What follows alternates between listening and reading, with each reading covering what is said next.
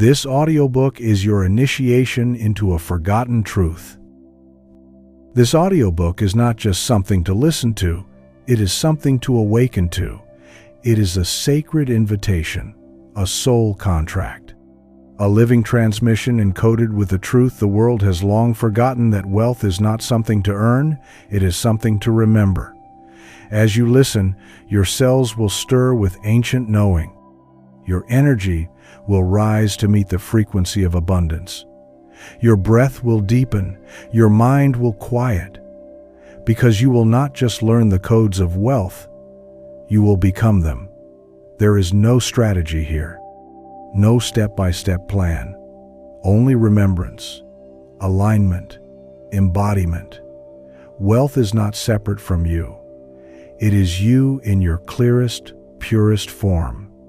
This is a living book, one that doesn't end when the chapters close, but continues to echo through your choices, your actions, your being.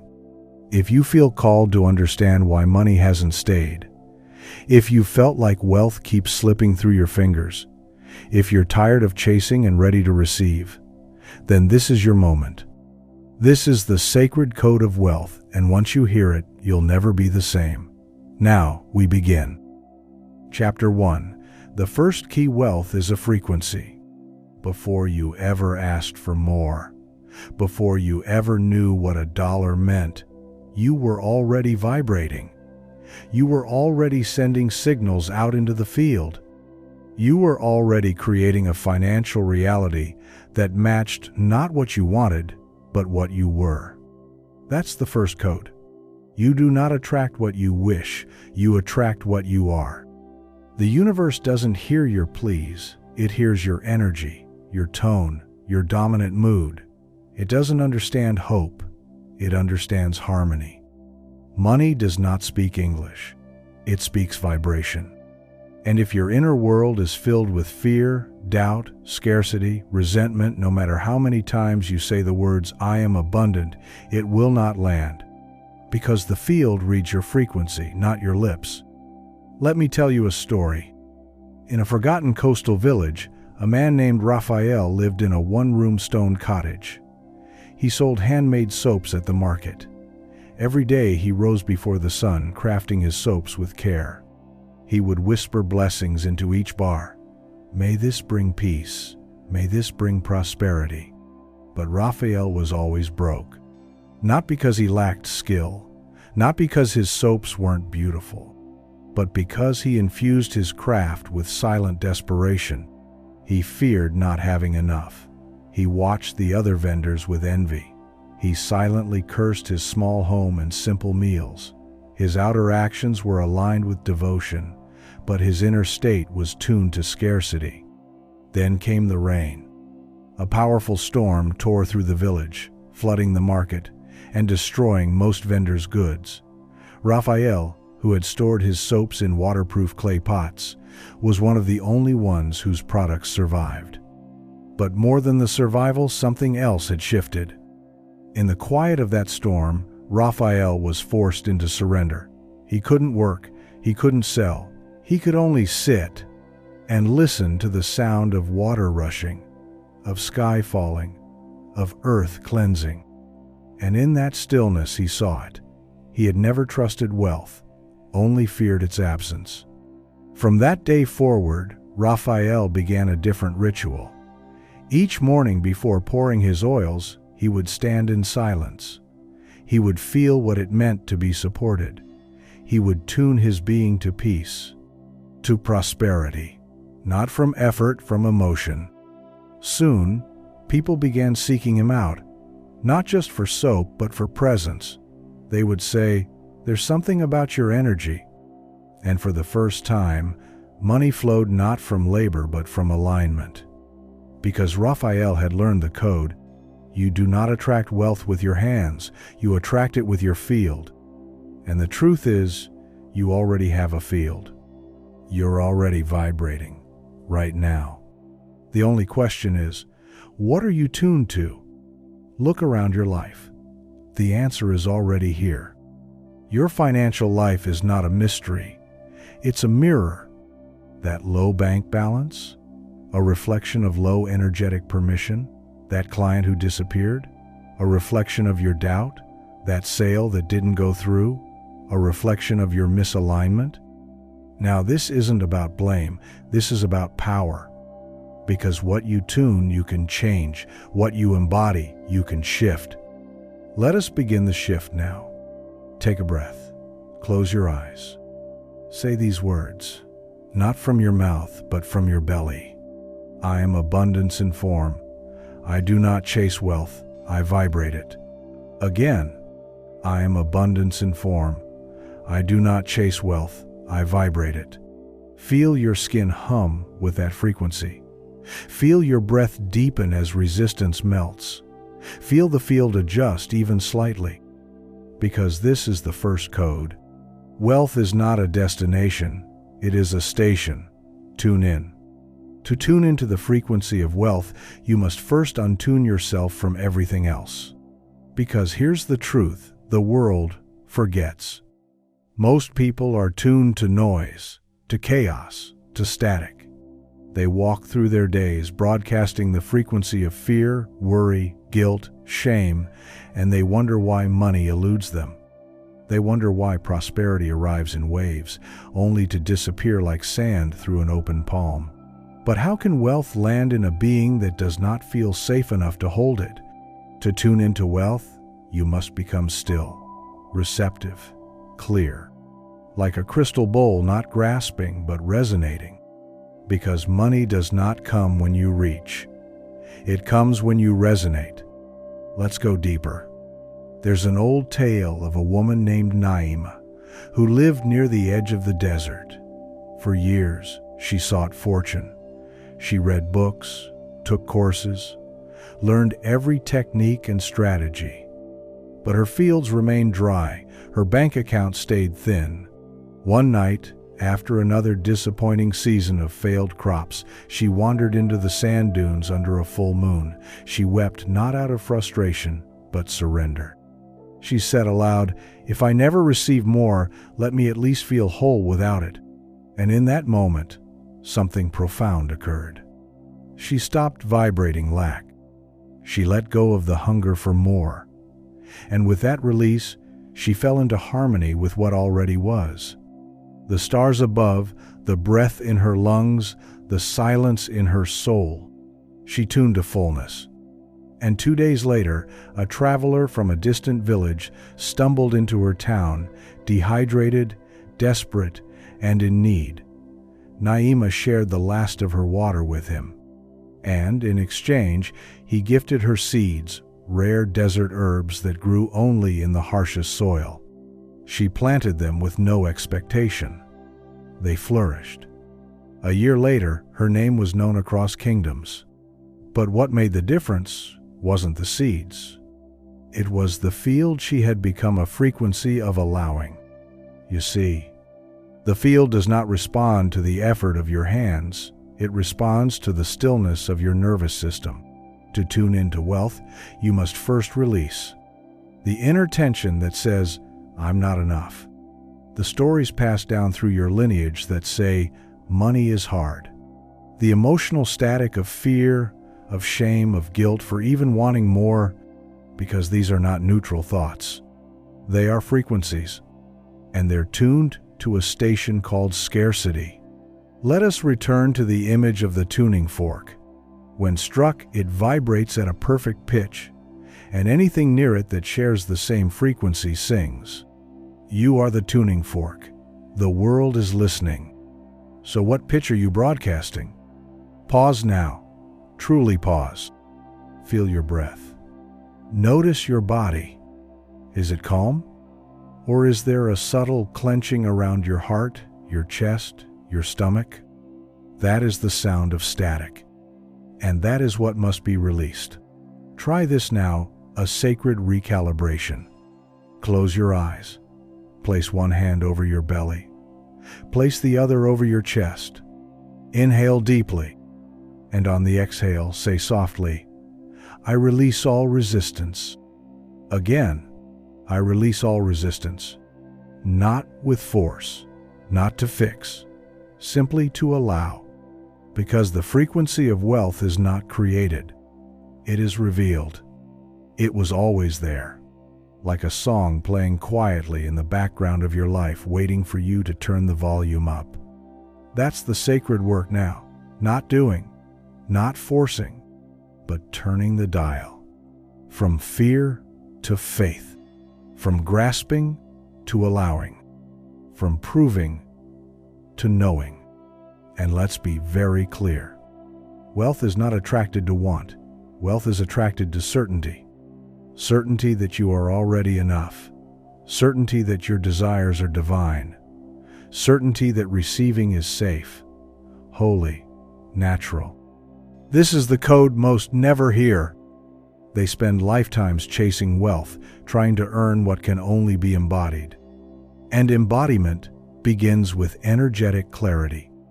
So here is your practice for this evening. Sit in silence for 5 minutes before bed. Light a candle if you have one.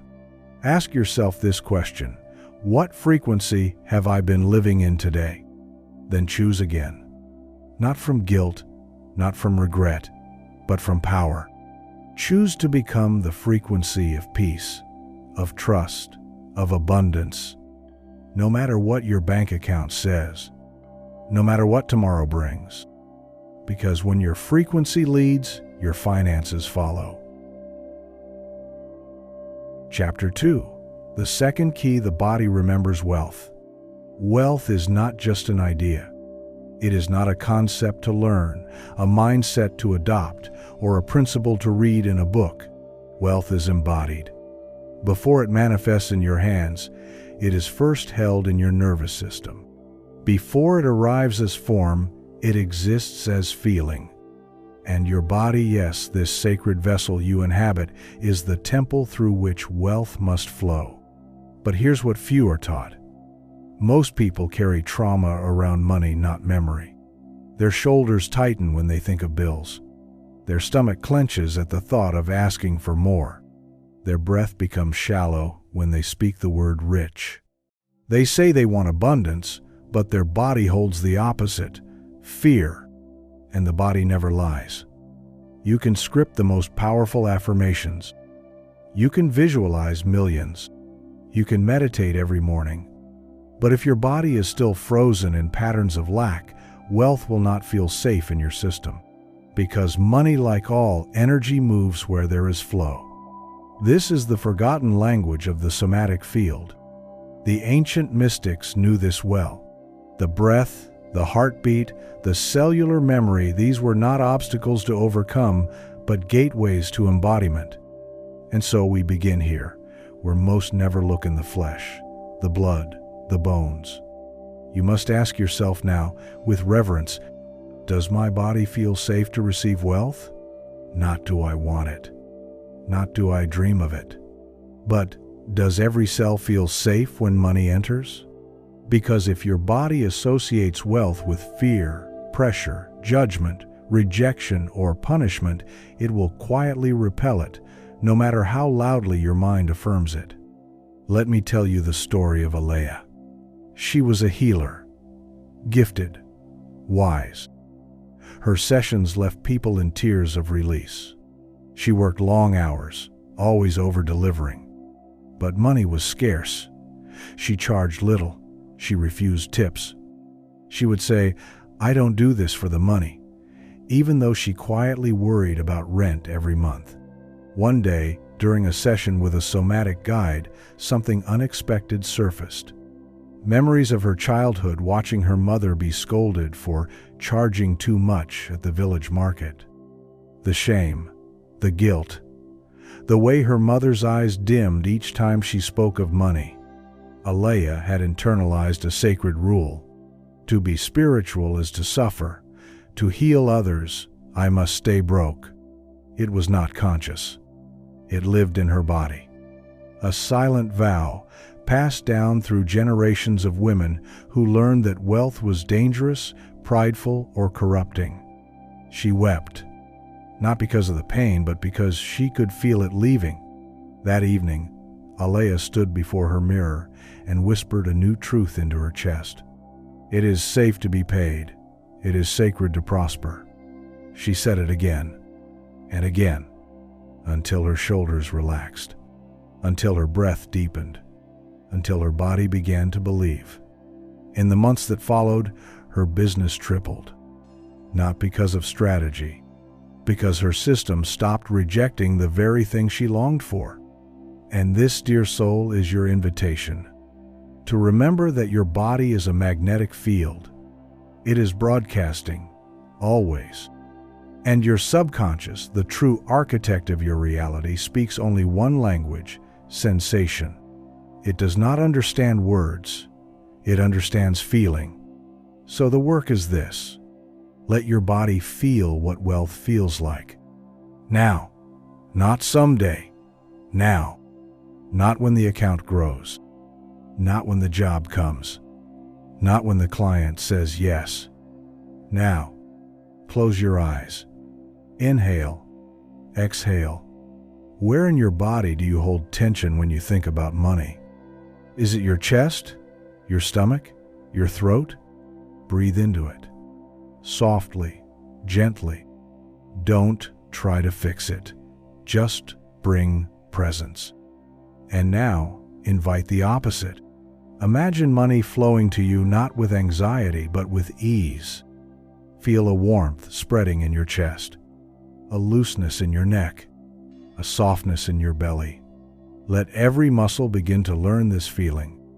This is nervous system reprogramming.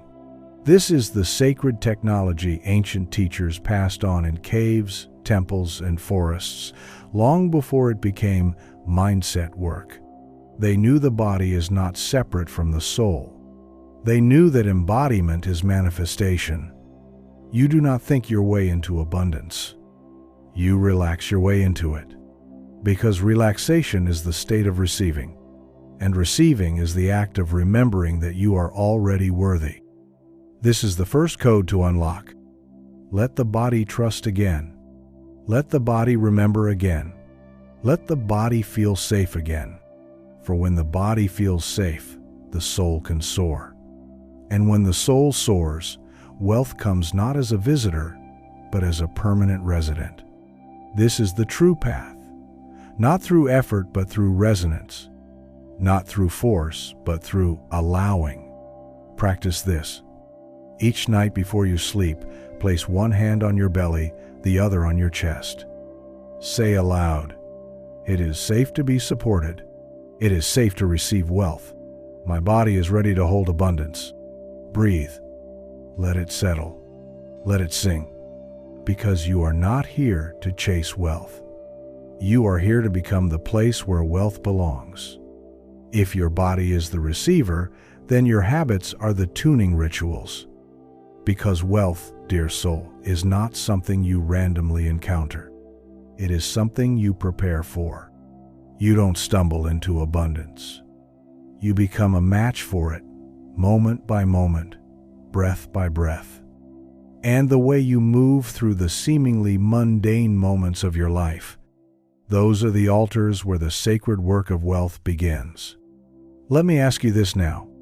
What is the posture of your body when you open a bill? Do you flinch? Does your chest tighten? Do your shoulders curve in as if to hide? What is your breath doing when you check your bank balance? Do you hold it? Do you look away? Do you rush through the moment just to get it over with? These small acts reveal everything. Because wealth cannot live in a body that cringes at its own reflection. If the mirror of your financial life feels painful, know this. The mirror is not punishing you. It is revealing you. And the moment you stop shrinking from it, you begin to rewrite it. This is the sacred art of repatterning. It means becoming the person now, not later, who welcomes wealth without flinching, without guilt, without shrinking. And it begins in the rituals you create with your body. Let me take you to the story of Ezra, a gentle soul, a teacher in the hills. He never saw himself as wealthy. He lived simply, frugally. He believed humility meant never asking for more. But every evening, he would drink his tea from a cracked mug, chipped, faded, stained with time. One day, while preparing for a guest, he brought out his finest teacups, polished, elegant, worthy of admiration. And in that moment, something stirred in him. Why, he thought, had he reserved beauty only for others? Why had he taught his body day after day that he deserved less? So that night, Ezra made a vow. No more chipped mugs. No more sitting on the edge of life, waiting to be invited in. He would dine like a king, even if the castle was small. He bought himself a new teacup, one that felt sacred, whole, and every evening he drank from it with reverence as a symbol of his willingness to receive beauty. It was a small act, but that small act told his nervous system, I am worthy of luxury. I am safe with wealth. I am open to more. And the world responded. Within a month, a publisher contacted Ezra. A former student had submitted one of his essays. They wanted a book. Not long after, Ezra's simple home became a retreat for seekers, a sanctuary, a place of abundance, not because the furniture changed, but because he did. This is the alchemy of repatterning, the sacred daily choices that whisper to the body, wealth is safe, beauty is welcome. I am no longer living in survival, because survival does not attract miracles, and wealth is a miracle. Not of size, but of state. The state of peace, the state of dignity, the state of sacred receptivity. You repattern your body through choice, choosing to breathe slowly when fear rises, choosing to speak your desires with calm certainty instead of shame, choosing to walk into a store not with guilt, but with the energy of, this world is for me too. Let me give you another glimpse of Mira. She grew up being told, money doesn't grow on trees. She remembered her mother haggling over every coin, the tension that lived in every grocery trip. Even as an adult, even when her income grew, she would panic before every purchase. Until one day, she chose to disrupt the spell. She began carrying cash in her wallet not to spend, but to see. She would unfold a crisp note and whisper, "Thank you for choosing me." She kept it like a sacred token, and each time she touched it, her hands shook a little less. Her breath deepened. Her spine straightened, until one day, her body no longer feared holding money. It had remembered that she was not that child anymore. Remembered that she could be trusted with more. Remembered that wealth was not danger, it was devotion.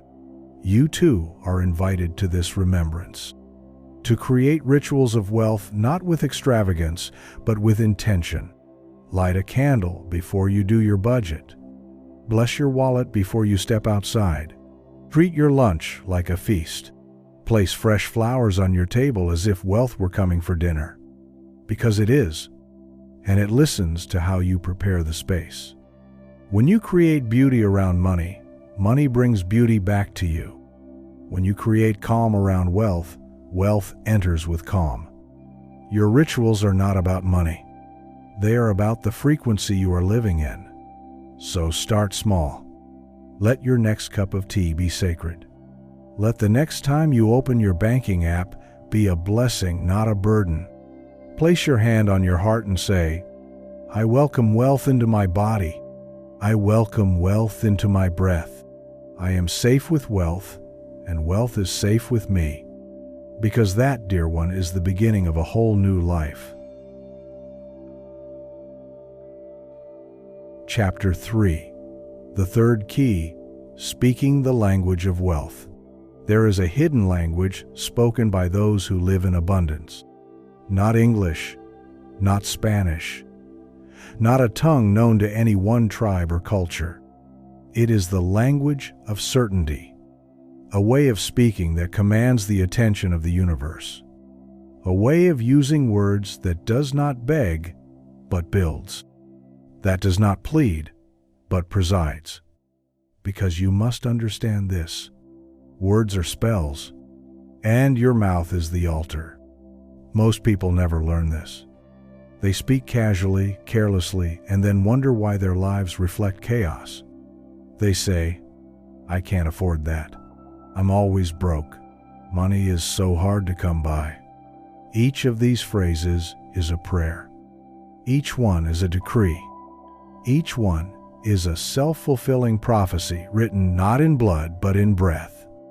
You see, what flows from your lips creates what stands before your eyes. Your reality is just your conversation with the universe made visible. Let me share with you the tale of Matthias, a soft-spoken man who managed a bookstore in a quiet town. Each morning, he'd open his doors with the same sigh. "There's no money in books," he'd say to his assistant. "People don't value this anymore. I'll probably have to close next year." And so he did. Not because the town didn't need the books, but because the town reflected back the spell he cast over his store every single day.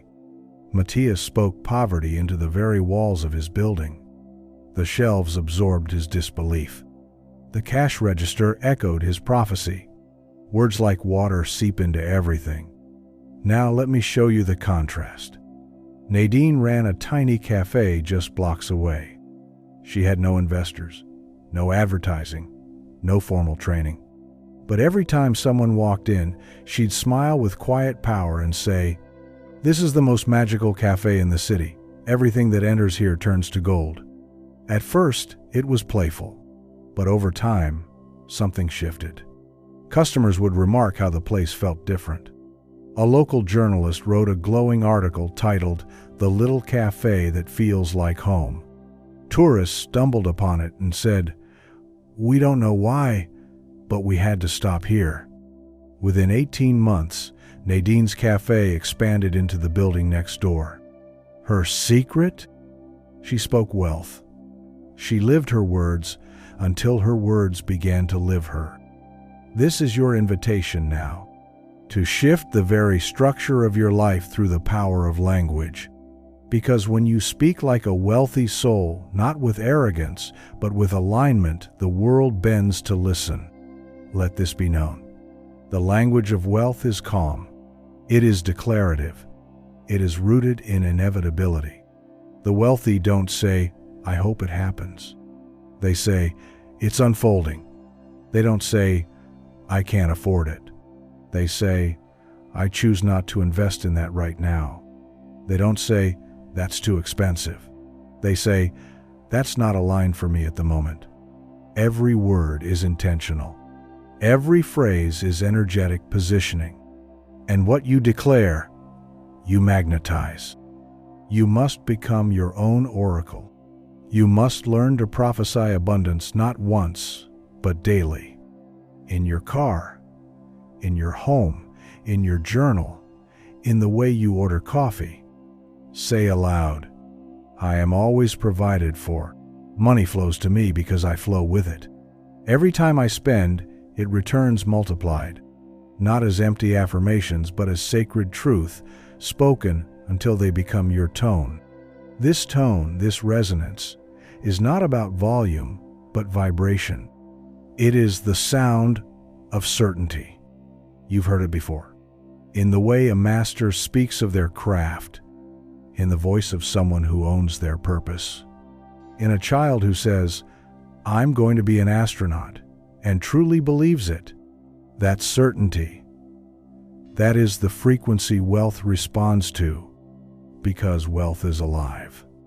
It listens, and it follows confidence like a river follows gravity. You do not need to yell. You need to resonate. And to resonate, you must clean the inner dialogue. Clean the self-mockery. Clean the sarcasm about never having enough. Clean the generational scripts that say money is evil or rich people are greedy. Replace them lovingly. Begin by speaking over your life each morning.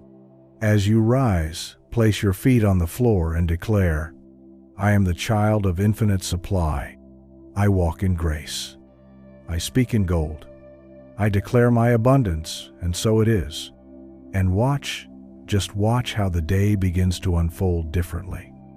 The language of wealth is not just for journals and quiet prayers. It belongs in your conversations. Speak of money like you would speak of a trusted friend. Respect it. Welcome it. Praise it. And above all, stop speaking against yourself. Because the universe is not punishing you. It's just listening.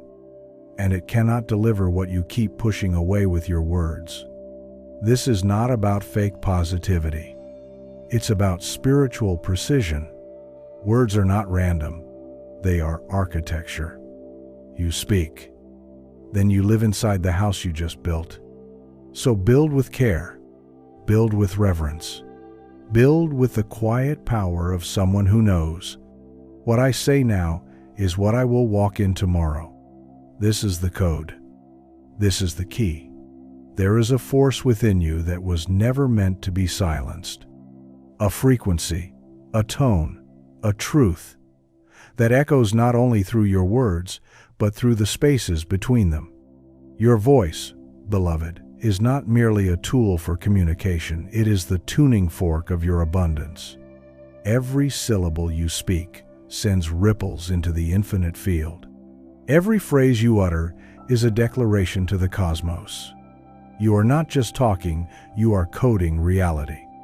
So the question becomes, what realities have you been scripting with your voice? Because here lies a revelation too few dare to touch. The universe is voice-activated.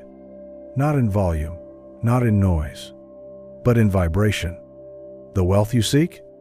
It has been orbiting you, listening, waiting for a signal that matches its frequency. And when you speak with alignment, when you open your mouth and the sound that comes out carries the truth of who you really are, doors swing open.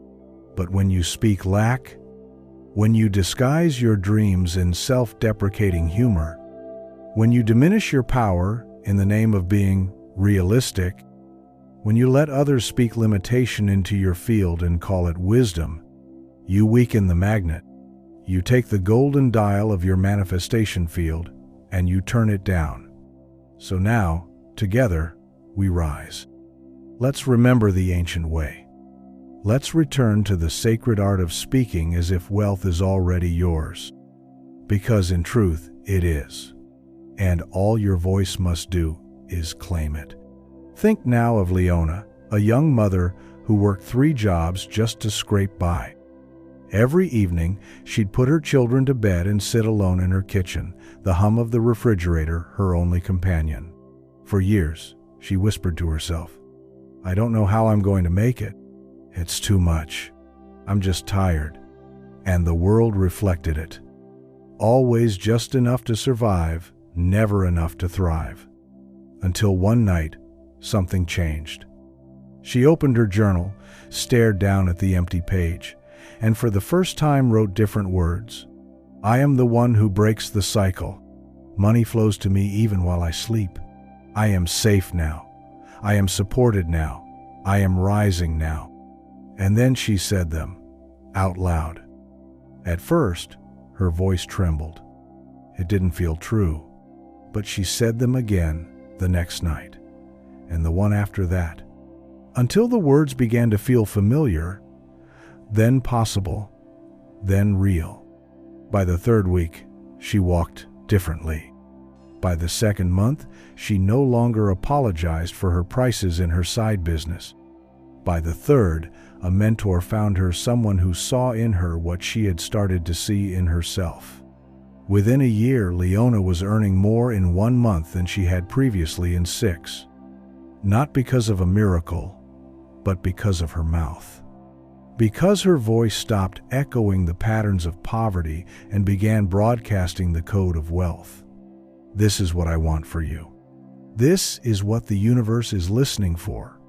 Not desperation, not noise, but resonance. You must learn to speak not as a beggar, not as a skeptic, but as a sovereign. You are not pleading for riches, you are commanding your birthright to rise. Speak like the ocean, move like the tide. Let your words be waves that reshape the shoreline of your life. And remember, wealth has ears. It does not respond to chaos. It does not respond to self-doubt. It responds to clarity. Speak clearly then. Speak boldly. Speak beautifully. Let the language of your days sound like this. Of course, I am wealthy because I was designed to circulate light. Money multiplies in my hands because I use it with reverence. Opportunities are magnetized to me because I embody readiness. This is not ego. This is not fantasy. This is the language of those who have remembered. Because what you say about yourself becomes what the universe says back to you. And the universe does not discriminate, it simply reflects. If you say, "I'm stuck," the universe echoes, "Stuck." If you say, "I always win," the universe whispers, "Yes." You are the broadcaster and the receiver. You are the initiator and the inheritor. You are the voice and you are the vibration. And your frequency is the invitation. So say it now. Say it out loud. Let your own ears be the first to hear the new code. I no longer rehearse poverty with my voice. I now recite wealth like scripture. I speak as one who knows their power, and so power answers. Say this in your car. Say this in the mirror. Say this in the quiet moments before bed when the world goes silent and only your soul remains. Because in those moments, your voice becomes a portal. And what you say there becomes your reality here. Words, breath, vibration, creation. That's the cycle. That's the spell. That's the sacred code. Your wealth isn't just waiting for a strategy, it's waiting for a sound. Let that sound be your truth. Let that sound be your sovereignty. Let that sound be your new story. Chapter 4. The fourth key wealth is a rhythm. Listen closely. Not with your ears, but with the wisdom behind your ribs. There is a pulse moving through your life, a beat, a cadence, a rhythm, and this rhythm is the true language of wealth.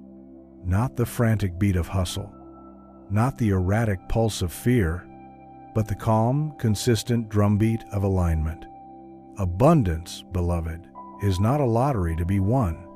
It is a melody to be joined. And if you are not dancing in harmony with the rhythm of prosperity, it is not because you are not deserving.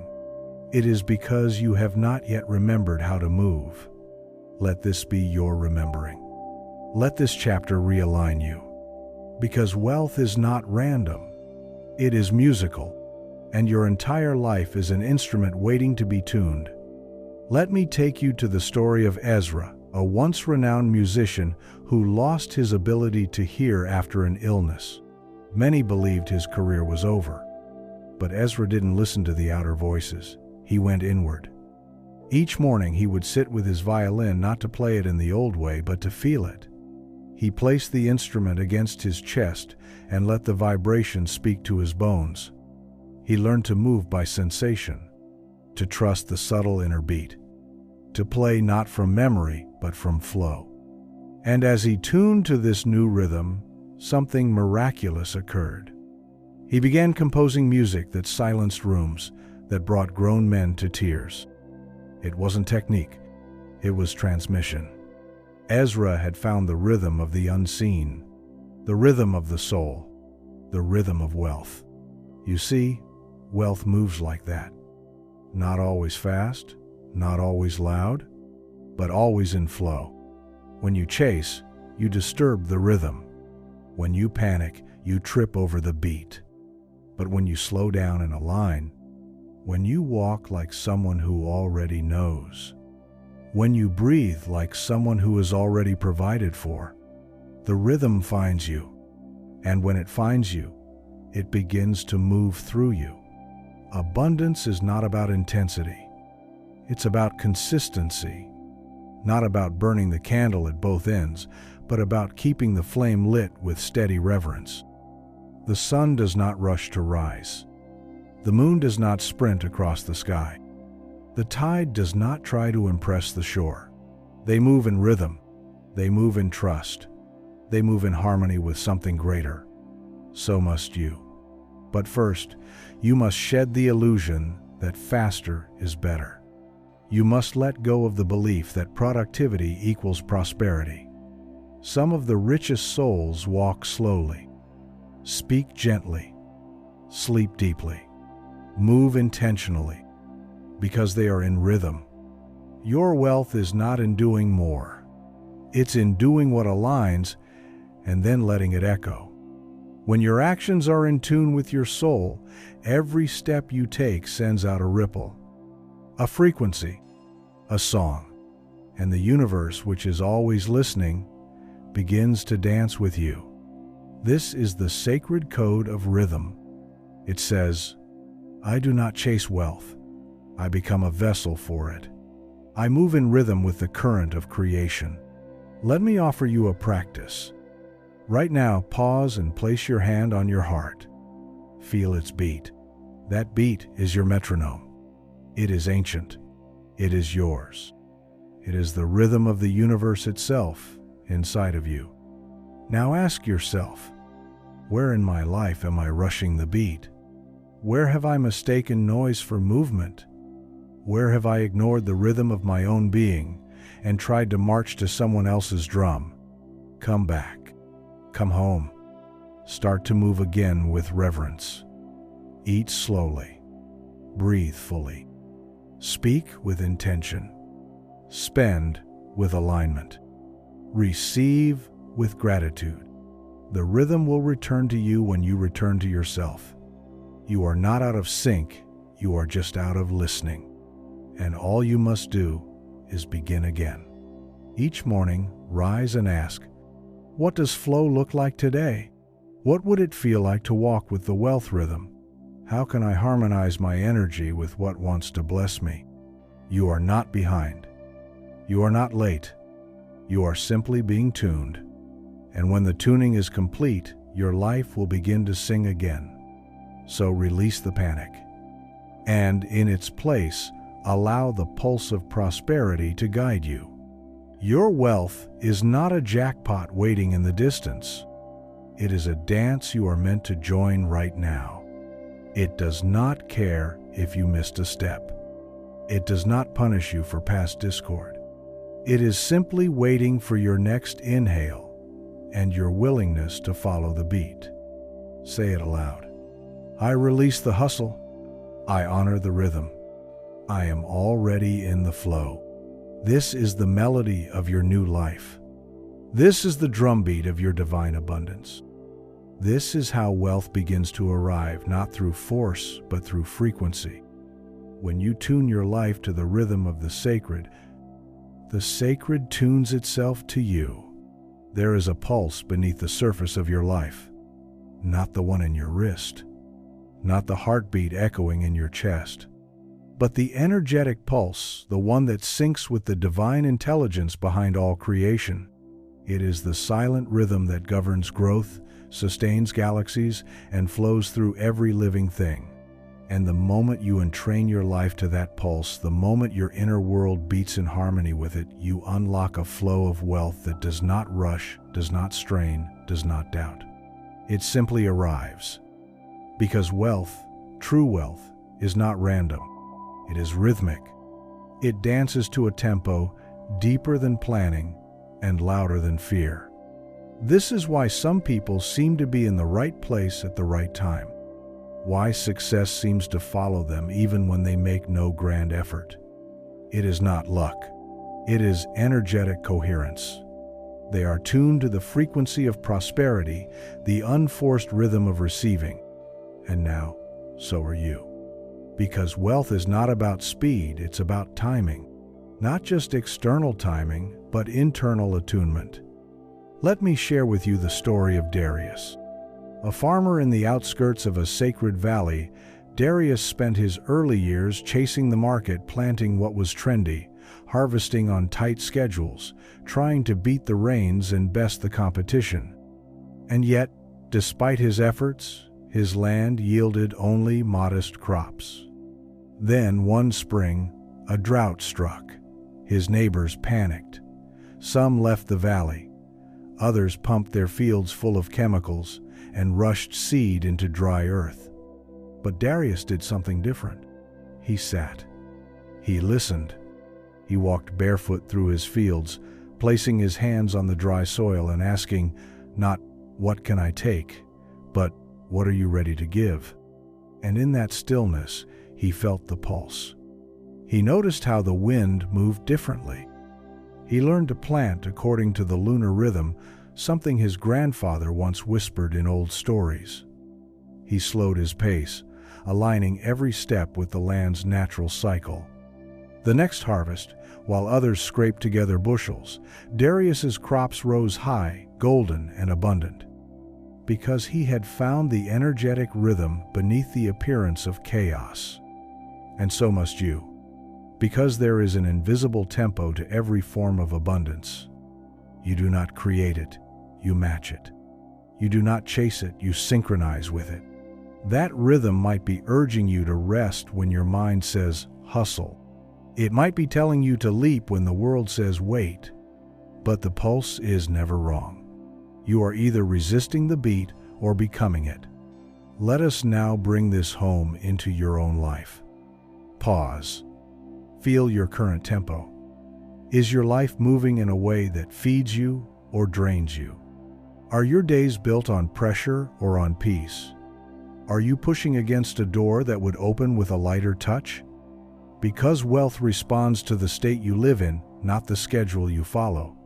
It listens for harmony, for congruence, for the subtle evidence that you've become a true participant in the sacred symphony of life. And it resists those who move out of desperation or ego or fear. Why? Because those states disrupt the rhythm. They are noise, static, clutter. But when your thoughts, actions, and intentions begin to echo the deeper rhythm, the doors open, and you don't even have to knock. This is the truth the ancient mystics knew. They didn't strive. They aligned. They planted with the moon, spoke with the wind, moved with the sun. They understood that timing is a spiritual practice. And now, you are remembering the same. So let's go deeper. Let's speak this code into your bones. I no longer move to prove. I move to align. I release false urgency. I trust the divine rhythm within me. I am in harmony with the wealth that is already mine. Let these words tune your inner instrument. Say them in the morning, when the light is soft and the world is just waking. Say them when the noise begins to rise. Say them when the temptation comes to rush, to panic, to force. Because you are not here to fight for abundance. You are here to merge with it. To become the dance. To feel the rhythm not only in your bank account but in your blood. To know that every act of generosity, every breath of gratitude, every pause in faith, is part of the sacred beat of the universe pulling wealth toward you. Not to overwhelm you, not to test you, but to celebrate you, to match you. So now, let us end with this practice. Each evening, as the sun sets, take 5 minutes to remember the rhythm. Light a candle. Sit in stillness. Place your hand on your heart and listen. Feel. Remember. Say, I let go of hurry. I trust the rhythm. I flow in abundance. And then, as the flame flickers and your breath slows, imagine all that is meant for you already moving in your direction, not because you chased it, but because you matched its tempo. You have become the rhythm. You are now wealth in motion. Chapter 5. The Fifth Key, the Voice of Vision. Close your eyes, beloved listener. What do you see when nothing distracts your outer gaze? A faint glow behind the darkness? A picture forming without color, yet alive? This is the place where wealth begins. Not in the world of coins or contracts, not in balance sheets or negotiations, but in the quiet temple behind your eyes, the sacred screen of your inner vision. This chapter is not about setting goals. It is not about logic, reason, or what makes sense. It is about something far more powerful: the activation of inner sight, the spiritual blueprint from which all riches flow. Because before you can have it, before you can hold it, you must first be able to see it. You must awaken the inner eye that does not see with pupils, but with pure knowing. There is a truth the mystics understood. You will never walk into a reality that you have not first envisioned. Every palace was once invisible. Every fortune once formless. Every dream you admire was first a whisper in the dark, a sacred spark in someone's mind. And now, the universe is asking, what do you see? What reality are you rehearsing with your imagination? Because vision is not daydreaming, it is creation in motion. The world teaches you to value what is seen, but the real wealth belongs to those who value what is felt and foreseen. Let me tell you the story of Mira. Mira lived in a tiny village with no riches to her name, but a wild imagination that defied every boundary. Each morning she would sit under an ancient banyan tree, eyes closed, heart open, and see herself surrounded by abundance. Not just physical wealth, but riches of spirit, freedom, joy, and radiant love. To the villagers, she seemed strange, a dreamer. But year after year, without ever leaving her village, her reality changed. Travelers came from far lands to learn her stories. A wise elder built her a sanctuary to teach. She began receiving gifts, invitations, wealth not because she worked harder, but because she had already lived it within. You see, Mira didn't wait to see it to believe it. She believed it, so it appeared. This is the sacred code. You are not waiting for a better life. That life is waiting for you to see it clearly enough to arrive. And if that life seems far now, if it seems clouded, uncertain, foggy, then go deeper. Let your vision sharpen not with force, but with faith. Because when you turn your inner sight upon what you desire, and behold it as already true, the universe responds. This is not theory. This is ancient law. Because when the inner vision is clear, the outer world must obey. You become the artist, the author, the architect of your life. But here's the sacred secret few know. You cannot hold the vision with your mind alone. You must see it with your nervous system. You must feel it in your bones. You must breathe it like air. Not a thought, but a state. Because it's not enough to say, I want wealth. You must become the one who already has it. In your walk, in your silence, in your stillness, in your sighs.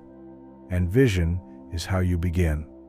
So I ask you now, not with judgment, but with love. What are you rehearsing with your imagination? Are you replaying scenes of disappointment? Are you painting realities shaped by past wounds? Or are you daring to see the impossible as your inevitable? You are not here to be realistic. You are here to be revelatory. To live by revelation, not reaction. To see with the eyes of your soul. So pause now. Let's do this sacred practice together. Breathe in slowly. And as you breathe out, imagine a scene.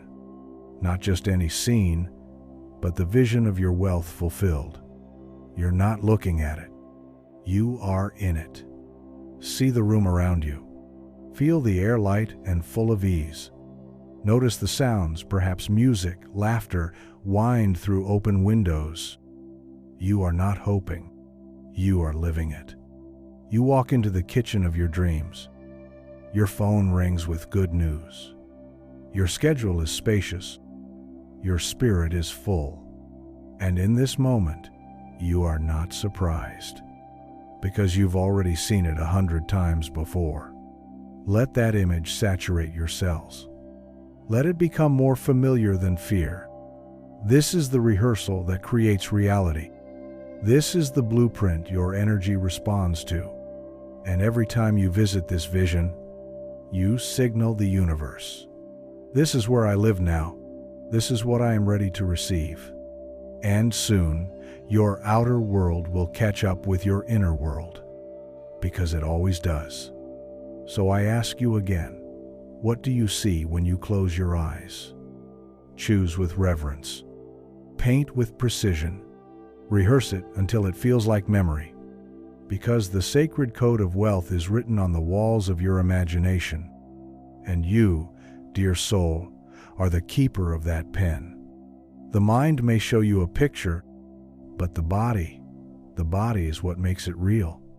The moment you see it and feel it, you become the bridge between thought and manifestation. This is the hidden chamber of wealth building no one speaks of. They teach you how to earn, how to save, how to invest, but not how to embody the future before it arrives. Let me tell you the truth, beloved. A vision without embodiment is like a seed without soil. It may be beautiful, it may carry infinite potential, but it will not grow. The sacred code of wealth whispers this truth. What you rehearse internally must be inhabited physically before it becomes externally visible. So let us go deeper now into your very cells, into the sacred ground of your body, into the field where all dreams are sown. You are not just a vessel for vision. You are the frequency tuner of creation. Each time you walk like the one who is wealthy, each time you speak like the one who knows their value, each time you breathe as one who trusts the flow of life, you send out a signal, a vibration, a frequency that cannot be faked, cannot be forced. It is felt by the universe as absolute clarity, and clarity is a magnet. Wealth moves toward it as rivers move toward the sea. So, the question is not just, do I see the life I desire? But, do I embody it in the quiet moments? In the way you rise from your bed? In the way you pour your tea? In the way you open an email or step into a room? Because wealth, dear soul, is not just attracted to the loudest voice or the hardest worker. It is drawn to energetic precision, to those whose bodies hum with the vibration of already done. This is where the mystics outpace the strategists. They do not rely on spreadsheets alone. They do not grind against the grain of flow. They become what they seek. And so it must come to them. Take a breath now. Breathe in the version of you who already has it. The home, the ease, the freedom, the generosity, the radiant joy. How does that version of you sit? How do they think? What do they no longer tolerate? And what do they say yes to without hesitation? Your body is a spell. Your posture is a prophecy. Your presence is a declaration to the field of life. I am ready now. And life responds accordingly. It does not argue. It does not delay. It simply mirrors you. There once lived a man named Ezra. Quiet, thoughtful, soft-spoken but filled with doubt. He had a dream of owning a sacred space, a healing studio where people would gather for restoration, joy, and light. But each day, he walked like a man waiting for permission. Each word he spoke was laced with uncertainty, until one day, a woman asked him, "What would it look like if you walked as the owner of that studio now?" Ezra pondered this. He stood taller. He adjusted his shoulders. He breathed differently. He stopped asking for validation. He stopped explaining his vision. He became it. And from that week on, things shifted. Strangers offered to invest. A space opened. A community formed around him as if they'd always been waiting. Why? Because he aligned with the version of himself that had already received the vision. He stopped looking for signs. He became the sign. And this is your invitation now. You've seen it, you've felt it, now become it. Let the dream move from your mind to your muscles, from thought into gesture, from hope into habit. There is no delay in manifestation when embodiment is complete. There is only perfect timing, meeting a prepared vessel, and you, beloved, are that vessel. So each morning, before the world pulls you in 1,000 directions, take a few sacred moments to step into your future self. Wear the energy. Speak the tone. Move with the grace of someone who knows they are fully supported. You do not need the world to confirm this for you. You need only your certainty. Because the universe is not checking your resume. It's checking your resonance. So I ask you now, who would you be if you had nothing left to prove? How would you move if you knew the outcome was inevitable? What would change if you believed it was already yours? Let that answer echo into every breath you take. Walk like it. Speak like it. Stand like it. Think like it. Breathe like it. Let your body tell the universe, I no longer chase what is mine. I receive it. I am it. And watch, in the stillness of embodiment, how quickly the world reorganizes to match your inner certainty. Because, dear soul, when your vision becomes flesh, when the unseen becomes undeniable within you, there is no force in the cosmos that can withhold what belongs to you. Not time, not circumstance, not fear. You have become the frequency of fulfillment, and so it must come, not as a favor, but as a reflection. Chapter 6. The sixth key, the law of magnetic generosity. There is a sacred geometry to wealth that many never learn. It does not exist in the linear logic of addition and subtraction, nor is it bound by the cold calculations of getting and keeping. It is a spiral, an eternal loop of energy, a radiant cycle that expands as you give and deepens as you receive. And at the center of that spiral is generosity, not the transactional kind, not the kind that gives with expectation or for recognition, but the kind that gives because it is your nature to give, because you know that what leaves you in love returns multiplied. You see, in the ancient teachings in temples carved into stone, in scrolls hidden beneath sands, in the whispers of sages, there lies a simple truth. That which you release with trust returns with power. But this law is not understood by the intellect. It is felt by the soul. To the mind, it seems foolish to give when you feel you have little, but to the soul, it is genius because it knows that holding creates walls and flowing creates rivers. Wealth is not a pool to guard. It is a stream to widen. And so we begin here, with a shift so subtle that the world won't notice, but the universe will echo it across dimensions. A shift from getting to giving. Let me show you how this works. In a quiet town, nestled between hills, a woman named Leora owned a tiny tea shop. She barely broke even most days, and yet, every single morning, she placed a fresh flower on each table, baked one extra scone to give to a stranger, and offered warm smiles to those who could not afford a full cup. Her accountant warned her, "These extras are costing you." But the universe had other numbers.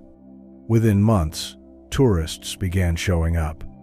Online reviews called it the kindest place on earth. And before long, Leora's little tea shop was the beating heart of her town. What changed? Not her marketing, not her pricing, but her energetic currency. She gave, and so life gave to her. This is the sacred code of generosity. When you circulate what you value, you amplify its power. When you hoard from fear, you strangle the flow. And here is the paradox. Most people wait until they feel abundant to give, not realizing that giving is what activates abundance. You don't become generous because you are wealthy. You become wealthy because you are generous. But this law does not obey lip service. It obeys alignment. You must give from the truth of your heart, not from guilt, not from shame, not from obligation, but from that sacred place that whispers, "There is more where that came from, and I am not afraid to let it go." When you give from this space, you don't just send energy out. You anchor your identity as someone who has. And in the quantum field, identity is everything. Because the field does not respond to your bank account. It responds to your frequency. So, if you walk the world as someone who trusts that there is more, you become a living embodiment of abundance. And life mirrors it back. Generosity is not just an act. It's a declaration of alignment. It's a statement to the universe. I believe in the flow. I believe in the infinite. I believe that I am not diminished by what I give. I am expanded. The ancients knew this. They gave offerings not to bribe the gods, but to align their spirit with the source of all. They knew that in giving first, they opened space to receive more. And it's still true today. Think of a breath. You cannot breathe in without first letting go. The law of magnetic generosity is that simple. Inhale, exhale. Receive, give. Flow, expand. But most people only inhale, they hoard, they grasp. And then they wonder why life feels suffocating. They wonder why wealth doesn't stay. It doesn't stay because they never made room for it. You, however, you are remembering the sacred code. You are remembering that generosity is wealth in motion. So I ask you this: what could you give today that would amplify your alignment with abundance? Maybe it's not money. Maybe it's your attention, your encouragement, your expertise, your time, your presence. Every act of giving, when done with the right spirit, activates the magnetic law. It expands your energetic field and makes you a bigger container for wealth. So today, give. Give from joy. Give from trust. Give from overflow. Even if that overflow is only a whisper inside you. And watch as the universe responds in kind, because it will. It always does. Not always immediately. Not always from the source you expect. But always, always, always. For the field is listening. It knows what you circulate. And it rewards what you give with a pure heart. This is not karma. It's physics. Energetic motion creates magnetic return. And you are no longer a seeker of wealth. You are its vessel. You are its source. You are its sacred channel. And generosity is how you open the floodgates. If giving is sacred, then so is receiving.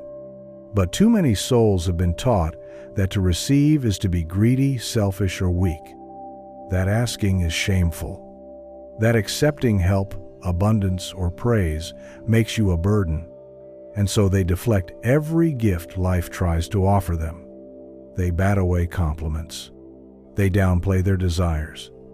They shrink when blessings knock on their door, mumbling, "Oh, I couldn't possibly, it's too much." But let this truth ring through the chambers of your soul. You can never fully give until you've learned how to receive. Because giving and receiving are not opposites. They are two wings of the same sacred bird. They rise together, or they fall together. When you block one, you distort the flow of both. You've been taught to give until it hurts, but not to receive until it heals. You've been told to open your hand to others, but never to open your heart to the abundance the universe longs to give you. And so you pour from a cup that is always half empty, hoping that giving alone will fill you. But the sacred code says otherwise. The sacred code of wealth whispers, you are not a vessel of sacrifice. You are a channel of sacred flow, and you must be open to both directions. You see, receiving is not passive. It is a powerful, magnetic act. It takes courage to receive. It takes vulnerability. It takes surrender. To receive is to stand in your worth, to say, yes, I am ready. Yes, I am worthy. Yes, I allow myself to be blessed. And when you do, something ancient within you awakens, because your soul remembers. It remembers that receiving is holy. It remembers that wealth is not earned through struggle, but welcomed through alignment. It remembers that saying yes to a blessing is saying yes to the source that sent it. In every moment, life is trying to give you more. More joy, more peace, more freedom, more love, more resources, more support. But the question is never, is it available? The question is always, will I let it in? Let me show you the path. A man named Elias once lived in a village near a roaring river. He spent every morning delivering water to his neighbors, carrying heavy buckets up the hill, never asking for payment. People praised him for his generosity, but he refused to drink from the river himself. He said, "This water is for others. I mustn't indulge." And so he stayed thirsty, even as the very abundance he shared flowed all around him. One day, an elder asked him, "Why do you believe the river was made for others, but not for you?" Elias had no answer. And with tears in his eyes, he knelt at the riverbank and drank deeply for the first time. And it was then that his strength returned. His joy returned. And he began serving from fullness, not depletion. He learned that true generosity requires wholeness, and wholeness requires receiving. This is your lesson too. You are not meant to be a saint of scarcity. You are meant to be a sovereign of sacred wealth. But the universe cannot force open your hands. It can only knock. It can only offer. And wait. So how do you open? You begin with one radical, revolutionary act. You allow. Allow blessings to come. Allow help to find you. Allow compliments to land. Allow money to arrive through unexpected doors. Allow yourself to be seen, to be chosen, to be celebrated. Because you are not here to only be the giver. You are here to be the channel through which the current flows. And that means receiving as deeply as you give. Receiving without guilt, without apology, without shrinking, without second-guessing. You do not need to earn what you are here to allow. You don't need to prove yourself to deserve it. You simply need to align with it. So here is your sacred reframe. Receiving is not taking. Receiving is allowing life to fulfill its promise. When someone offers you a gift, say thank you with presence. When abundance comes, say yes without delay. When opportunity arises, walk through the door without hesitation. Because every time you receive fully, you open a portal for others to do the same. You teach the world that wealth is not reserved for the few, but is the birthright of all who dare to open. So breathe that truth in now. You were not sent here to suffer for wealth. You were sent here to embody its sacred flow. Your worth is not up for negotiation. It is not a debate. It is divine fact. And you are worthy now. Not when you give more. Not when you've done enough. But now in this breath because you are. Practice this. Find a mirror. Look into your own eyes. Not as a body. not as a name, but as a living conduit for divine flow. Place your hand over your heart and speak. I allow wealth to enter freely. I am open to receive with grace. I trust in the generosity of the universe. I am worthy, always. Let those words land in your cells. Let them sink into the river of memory that runs through your soul. And as you receive, give again. And as you give, receive more. This is the rhythm of divine wealth. This is the law of magnetic generosity. You are no longer blocking the flow. You are the flow.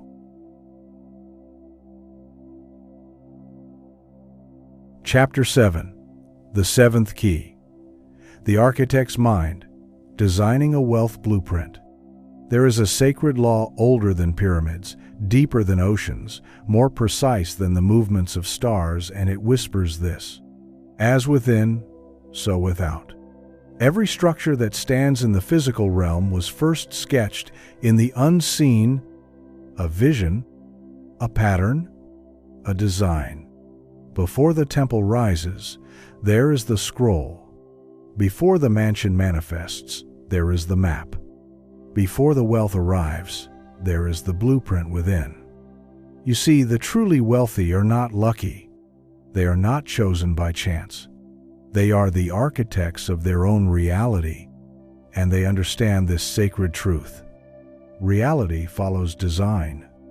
Just like a builder would never begin without a plan, you too must become deliberate, a conscious designer of the abundant life that is calling you. Most drift through life reacting, hoping, scrambling. They live by default, not by design. And so their results are random, fleeting, and scarce. But when you awaken the architect within, you begin to shape reality like clay.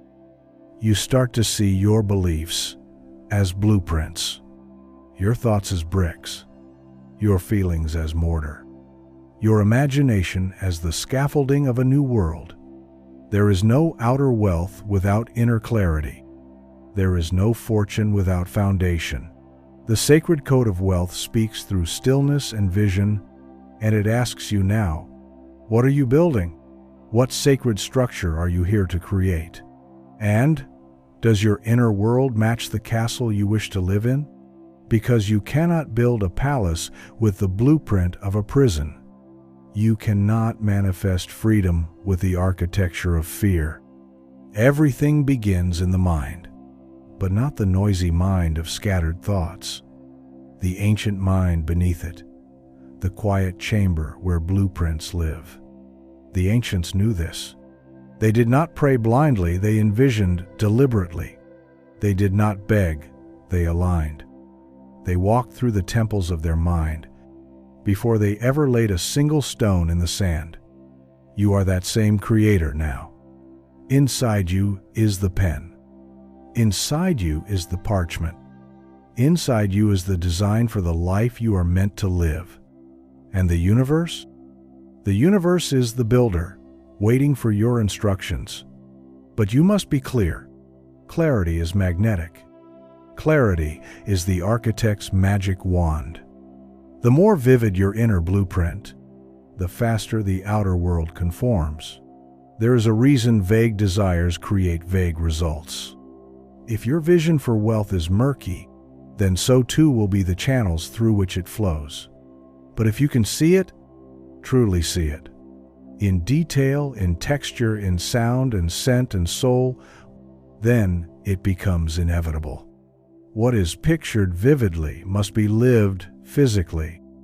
That is the law. And so I ask you now, not to dream aimlessly, but to design purposefully. What does your ideal day feel like?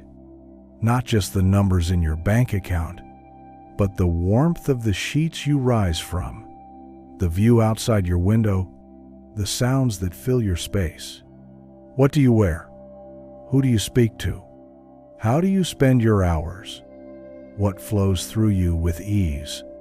The architect of wealth is intimate with the details of their creation. They don't leave their life to chance, they sculpt it.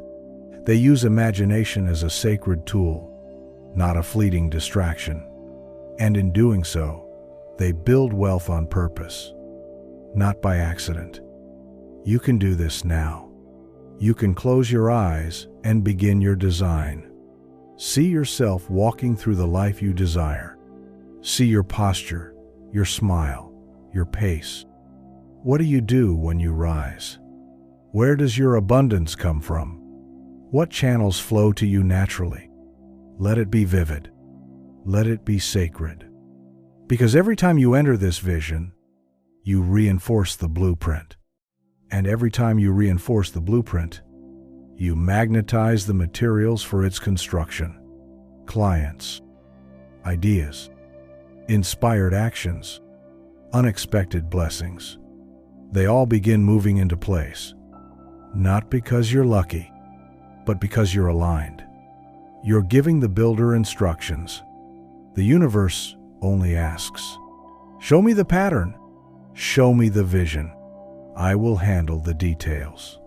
But if you offer confusion, the field remains inert. If you broadcast contradiction, it stays still. If you demand manifestation without design, you build castles in the sand. So now is the moment to choose. Will you be a bystander in your life, or its architect? Will you wait for wealth, or design it into being? The blueprint lives within you, and it is begging to be remembered. This is not wishful thinking. This is sacred architecture. Every fortune begins with focus. Every empire begins in the ether. Practice this. In the next quiet moment, sit with your eyes closed and your breath steady. Begin to walk through the vision of your wealthiest self. Not with desperation, not with need, but with reverence as the creator of a masterpiece. Feel the textures, hear the sounds, smell the incense of success. Let it become so real that when you open your eyes, you are still half living in that realm. Do this each day. Do it not for results, but because it is who you are. You are the architect now. You are the code carrier. And the life you seek is waiting to be built from the blueprint that only you can create. The universe is not random. It is patterned. It is precise. It is geometric in its abundance. And once you see it, you can never unsee it.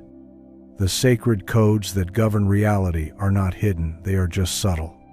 Like the spiral of a seashell, like the rhythm of a heartbeat, like the orbit of planets dancing through the void. Wealth follows patterns, not whims, not luck, not favoritism. Patterns, and the most powerful pattern that determines your prosperity is not outside of you. It is the one that runs through your thoughts, your actions, your beliefs, your habits, your expectations. The inner fractal of your wealth experience is made of the geometric repetition of what you do or fail to do every single day. This is the law of wealth's geometry. And if you don't become conscious of the patterns, you will be ruled by them. Some build wealth through sacred alignment. Others sabotage it through unconscious repetition. The difference? One is a pattern designed with awareness. The other is a pattern inherited without questioning.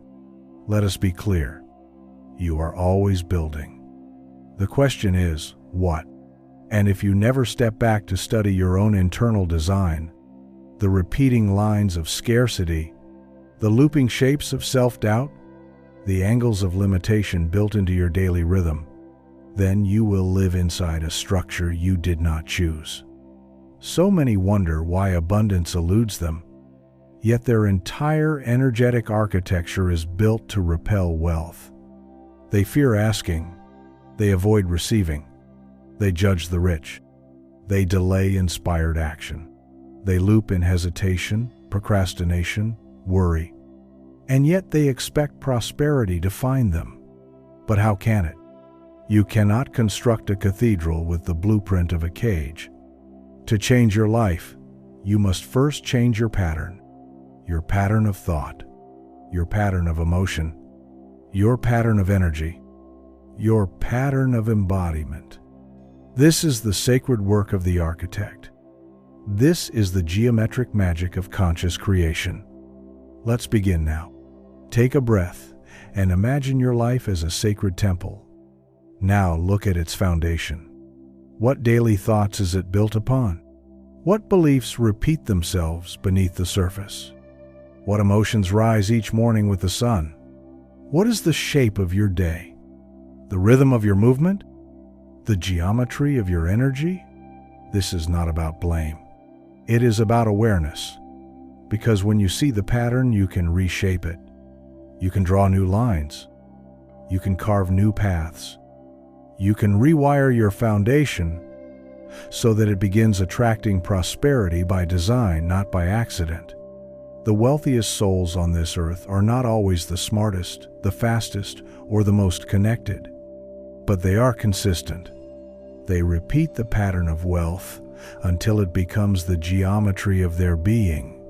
They speak abundance until it becomes the architecture of their voice. They feel prosperity until it radiates through their aura like sunlight through glass. They think rich thoughts not just occasionally, but repeatedly, deliberately, and with conviction. They act in alignment with wealth even when their circumstances whisper otherwise. This is sacred geometry at work. This is the formula that turns ether into gold. But you must decide now. What pattern are you committed to repeating? Because repetition is not just habit, it is incantation. It is invocation. It is the sacred rhythm that tells the field what to bring you.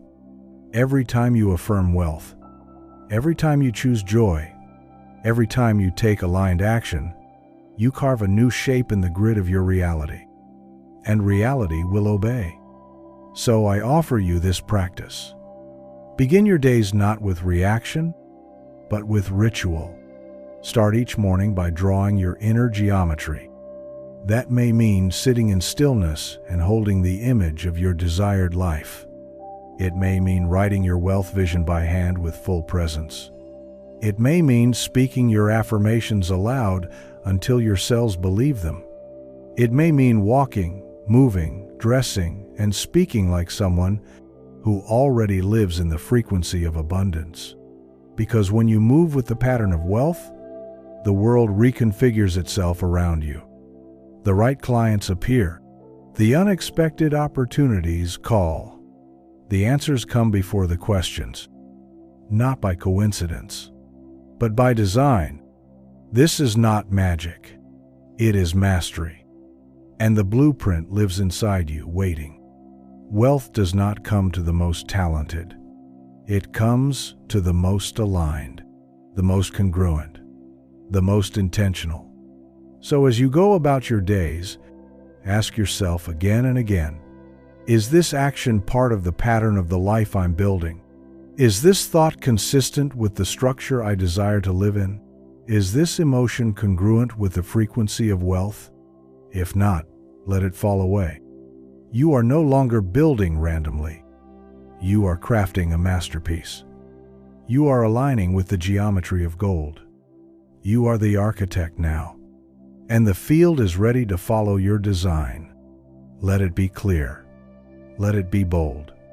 Let it be sacred. Let it be worthy of the wealth that is already seeking you. Chapter 8. The eighth key embodiment. Walking as wealth. Before the bank account. Before the clients. Before the gold or the green. There is the body, the vessel, the interface between the soul and the seen, the sacred conductor of the invisible into the material. You are not simply a mind with dreams of abundance. You are not a voice chanting affirmations into the wind. You are not just a consciousness floating in ether, waiting for coins to appear. You are the bridge. The living, breathing bridge through which wealth crosses from the field of possibility into the field of form. The body, your body, is not neutral in this journey. It is the transmitter, the amplifier, the lighthouse for money to find its way to you. Because before wealth arrives in your bank, it must first feel safe in your nervous system. Let that land deeply. If your nervous system rejects wealth, then no affirmation, no effort, no visualization can override it. Your body must learn how to hold abundance, to welcome it, to become it. This is the forgotten teaching, the key hidden in plain sight. Many people do all the mental work. They read the books, they speak the words, they even believe. But when money comes close, something inside them flinches. Their body tightens. Their breath shallows. Their posture collapses. They go small. It's not because they don't want wealth. It's because they haven't practiced being the person who already has it. And so the field says, not yet. The signal is unclear. The invitation is not congruent. Because money, like all divine things, responds to certainty. It is drawn to embodiment. It flows to those whose entire being already reflects its arrival. So ask yourself, if $1 million walked into your life today, would your body know what to do? Would your heart expand or constrict? Would your breath deepen or stutter? Would your spine rise or curve in fear? Most importantly, would you allow yourself to feel safe in the presence of more? Because here's the truth, and you know it. You don't attract what you want. You attract what your nervous system can comfortably hold. This is the spiritual science of embodiment. And this is why your body must become wealth now, not later. Not when the money comes. Not when you finally make it. Not when you have the proof. But now. You must walk like someone who already holds treasure in their chest. You must move like someone already trusted by the universe. You must breathe like one whose very lungs are filled with gold. This doesn't mean arrogance. This means alignment. This means walking with a presence that whispers, I am already wealthy because wealth lives in me. This means inhabiting your body as if it is a sacred temple for prosperity itself. Look at those you admire. The creators, the visionaries, the magnetic ones. They don't just talk about wealth. They embody it. They carry themselves with the knowing that they are the source, not the seeker. Their wealth isn't in their wallet. It's in their walk, in their voice, in their stillness. You feel them before they say a word, because their body already broadcasts the frequency of having. This is your invitation to stop chasing wealth from the mind and begin becoming wealth through the body, to drop your manifestation from thought into flesh, to turn your affirmations into embodiment rituals, to bring heaven into your hands. So how do we begin? Start small. First, your posture. Stand how you imagine a wealthy soul would stand. Not rigid but open. Not puffed up but certain. Shoulders relaxed. Heart lifted. Spine aligned with purpose. Feel how that changes your breath. Feel how your cells listen. Feel how your aura expands. Now your walk. Slow it down. Feel the ground receiving you. Let each step declare, I belong here. I deserve to arrive. Walk not to get somewhere, but as if you already have everything. Next, your breath. Let it be full. Let it be free. Let it be permission to take up space in a generous universe. Each inhale is a receiving. Each exhale is a giving. Together, they become a sacred cycle, the breath of prosperity itself. And now your presence. Let it be still. Let it be clear. Let it say without words, I trust, I allow, I receive. You are not here to beg the universe for blessings. You are here to match the energy of the blessings that are already yours. So give your body the instructions. Teach it to feel safe with more. Train it to stay open under success. Coach it to remain grounded, even as miracles arrive. This is not fantasy. This is frequency. This is the coding of wealth into muscle memory. This is how the field knows you're serious. When your body speaks abundance louder than your words do, then you are unstoppable. You become a living yes to all that's been waiting to flow to you. And it will. It always does. You don't become wealthy by thinking about wealth. You become wealthy by living it, by breathing it, by weaving it into every gesture, every step, every breath you take. Because your body is not just a container. It's a compass, a transmitter, a divine conduit through which the invisible becomes visible. Your wealth begins in your cells before it reaches your spreadsheets. It begins in your hips, your spine, your feet, long before it ever enters your bank. Wealth, real wealth, is not something you earn.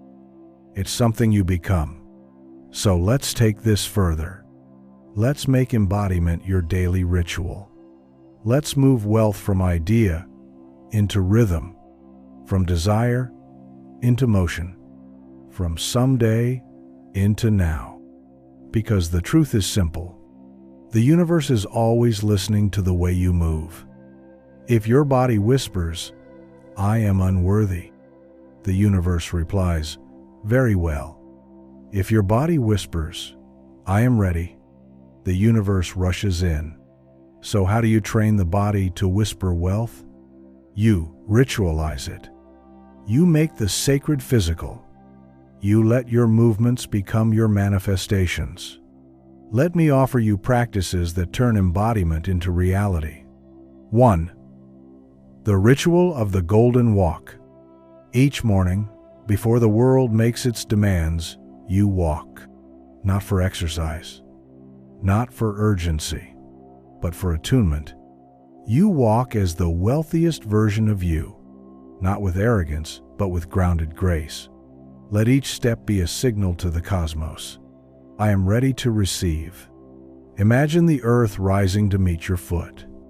Imagine golden light swirling around your path. Each stride says, I am abundance in motion. Each breath says, I trust the unfolding. This walk is not about arriving.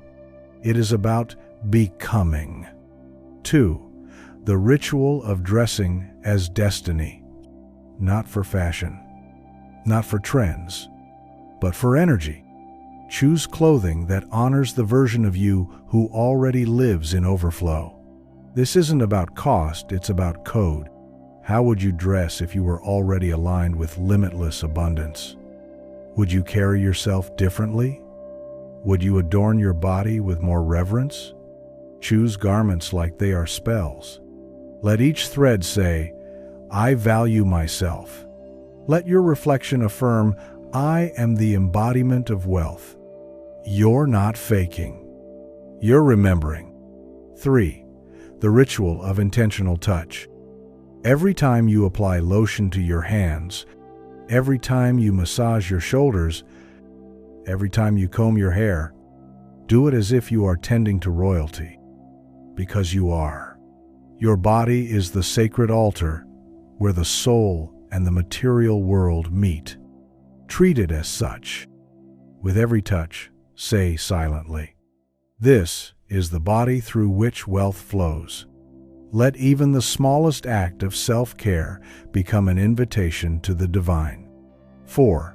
The ritual of breath and stillness. At least once a day, sit with yourself.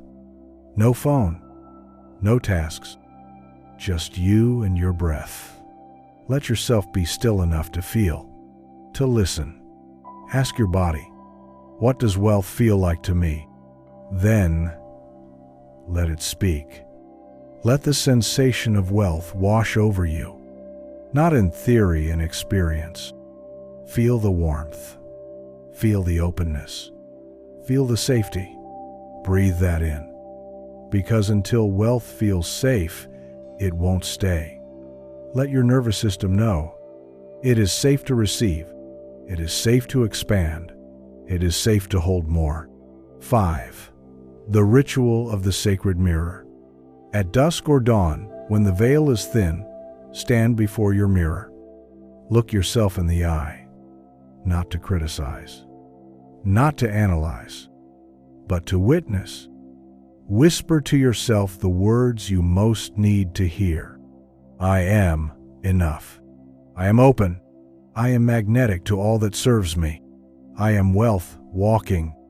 Repeat them until your reflection softens, until the armor drops, until your soul looks back and says, finally, you see. This is the power of embodiment. Not in thought, but in form.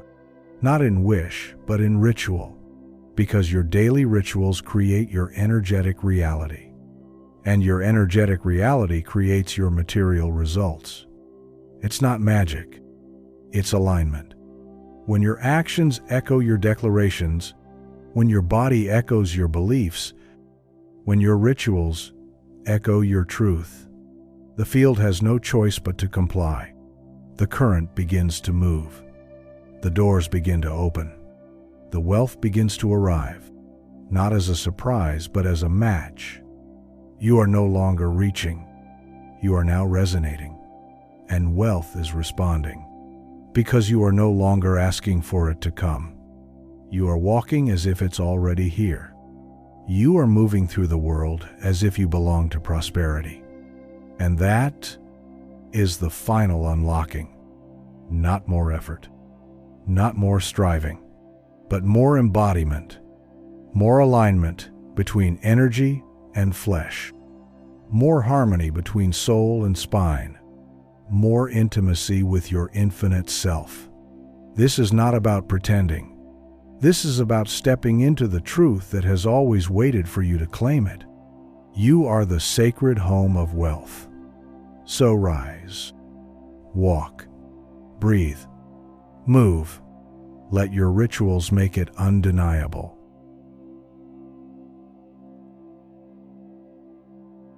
Chapter 9. The Signature of the Soul. There is a wealth that has no decimal, no denomination. It cannot be printed or stored in a vault, yet it governs every fortune you've ever touched. Every door that has ever opened her remains shut. It is the currency of your true identity. Not the self you perform for the world, but the soul signature etched into the universe long before you took your first breath. You were not born to earn your worth. You were born with it, infinite, intact, immortal. But the world taught you to measure yourself in metrics, grades, paychecks, applause, appearances. It taught you to count what you have and forget what you are. But your true wealth was never outside of you. Not in the purse, not in the prize, not in the property. It lives in your presence, in your authenticity, in the sacred code only your soul carries. That unique resonance that turns locked doors into invitations. That invisible vibration that tells the universe, I remember who I am. Look at the oak tree, how it never compares its branches to the pine. Look at the moon, how it never dims itself for the stars. They simply are, radiant in their being, and the universe responds in kind. You are not here to fit into systems. You are here to transform them. You are not meant to chase wealth like a fleeing deer. You are meant to walk like a lion, with the quiet certainty of one who knows that all you seek already flows through you. What you call blockages are not blockages. They are invitations to remember. The job that falls through? An invitation. The loan that didn't approve? An invitation. the opportunity that vanished before it began, each a sacred mirror whispering, "Come back home, come back to your original signature." The world reflects not what you desire, but what you believe you are. Your bank account is a printout of your energetic self-concept. Shift that, and reality cannot help but rearrange itself. In devotion to your self-recognition, you are not here to be humble in the name of lack. You are here to be holy in the name of fullness. You are not here to play small so others feel big. You are here to radiate so purely that others remember their own light. This is the sacred law of reflection. When you embody who you truly are, life responds with floods of abundance to match that frequency, not because you earned it, but because it's already yours. Practice. Find a mirror. Not just any mirror, one you can stand in front of for a while. Place your hand on your chest. Say aloud, "I am wealth, not because I own it, but because I am it." Repeat until you feel it in your bones, until the words stop being words and become truth, until the mirror doesn't just reflect your face, it reflects your soul. There is a kind of wealth that the world cannot tax. It cannot be frozen by banks or diluted by inflation.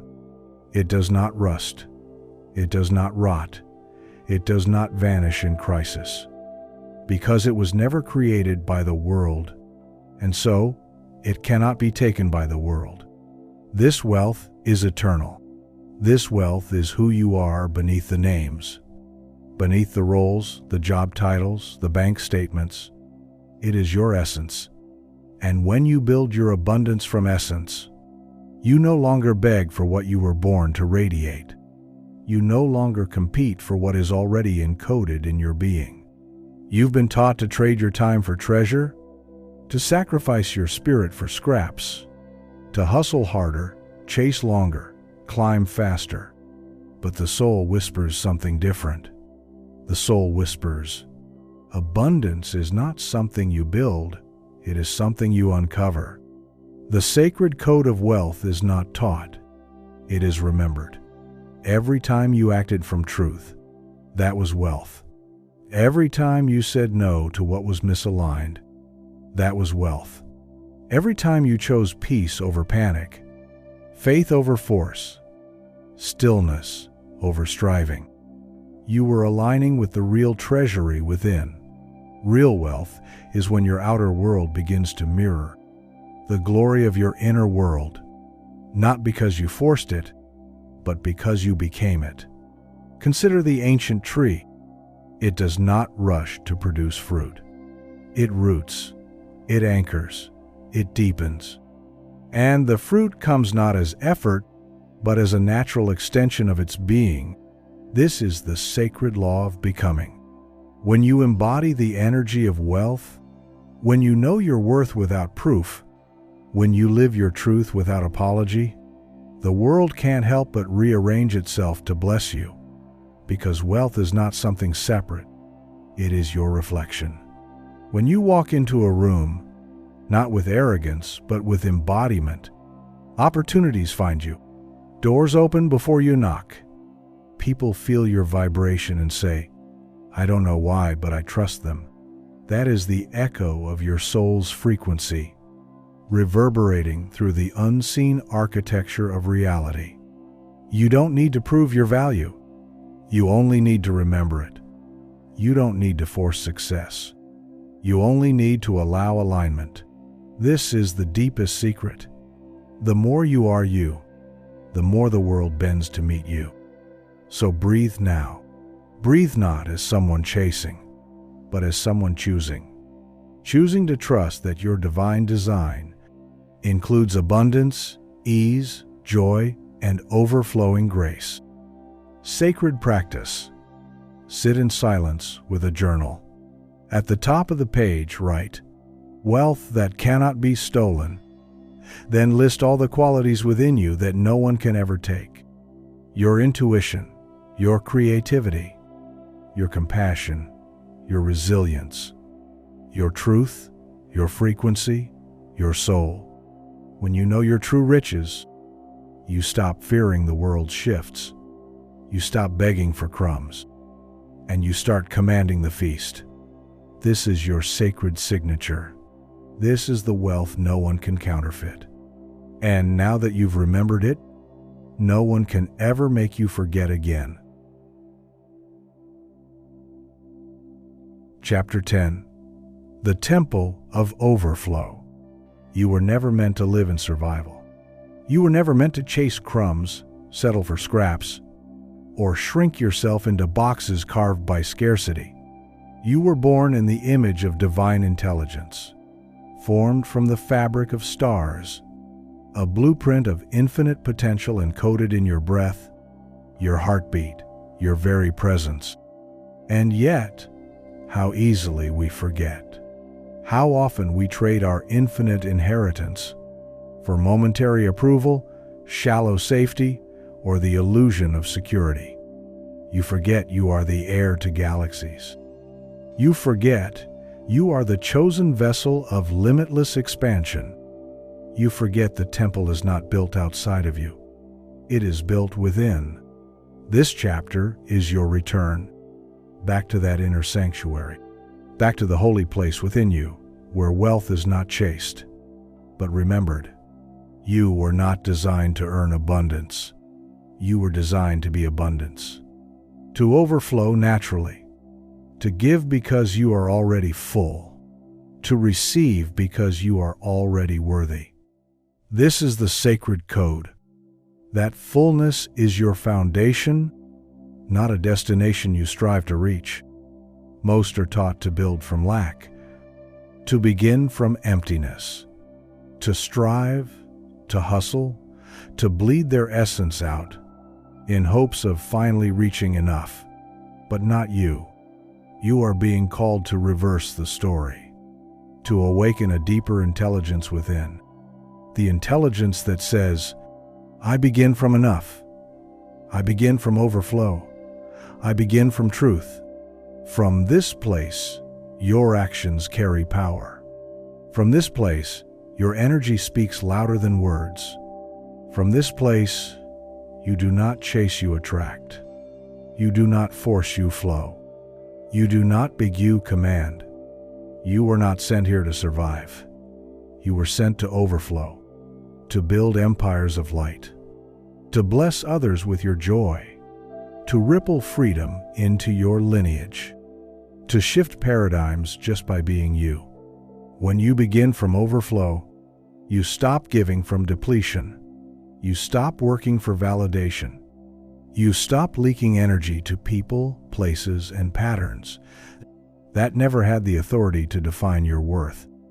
You step into divine stewardship, where wealth becomes not a burden, but a blessing. Not a test of character, but an amplifier of purpose. Overflow is not a luxury. It is your natural state. But to remember it, you must release the addiction to struggle, the unconscious loyalty to lack, the generational vows that said, we must suffer to be good, we must shrink to be loved, we must stay small to be safe. None of these were true. They were survival spells. But you are no longer surviving. You are awakening. Right now, there are dimensions of reality collapsing around you that no longer resonate with the frequency you are rising into. This may look like loss. It may look like endings. It may look like silence from places that once fed you. But do not mourn. Do not doubt. For in truth, you are not losing. You are clearing space. You are pruning the garden so that your roots can deepen. You are emptying the vessel so that the flood of blessings can pour in without resistance. You are being initiated into wealth that feels clean, into abundance that matches your soul, into success that does not cost your joy, your peace, or your health. You are being called into overflow, where you wake up excited, Go to sleep fulfilled. And in between, you radiate, you receive, you create. You become the temple. You become the proof. You become the one your ancestors dreamed of. So release now any thought that says, too much. Release now any fear that says, not for me. Release now any shame that says, undeserving. These are not your codes. They are the echoes of systems built to keep you asleep. And you, dear soul, are here to awaken, to remember that overflow is holy, that your joy is your ministry, that your abundance is your activism, that your alignment is your rebellion, that your wealth is not separate from your spirit. It is the expression of your spirit. Let this truth rise in your bones. Let it echo in your blood. Let it sing through every cell. You were not built to suffer. You were not built to starve. You were built to thrive. You were built to glow. You were built to overflow. Sacred practice. Place your palms face up. Whisper this aloud. I choose to build from fullness. I am no longer a servant of lack. I am the vessel of overflow. And I remember now, I was designed for more. Hold this frequency. Let it saturate you. Let it rewire the architecture of your belief.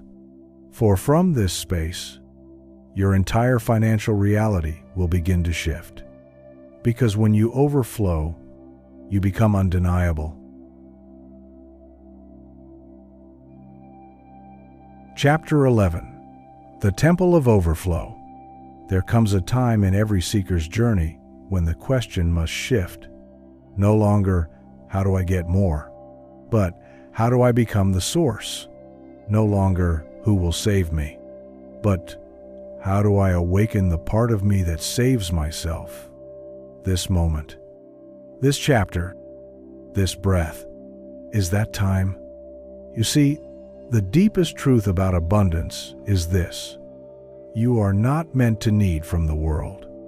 You are meant to feed the world with who you are. You are the source you once sought. The fountain you thought lived outside of you was always buried inside, waiting for you to remember the way back. In your stillness, in your alignment, in your divine claiming, the fountain begins to flow. You were never supposed to hustle for a place at the table. You were meant to build the table, to design the feast, to write the invitations, to pour the wine of wisdom that nourishes not just bodies, but lineages. That is what happens when you rise in overflow.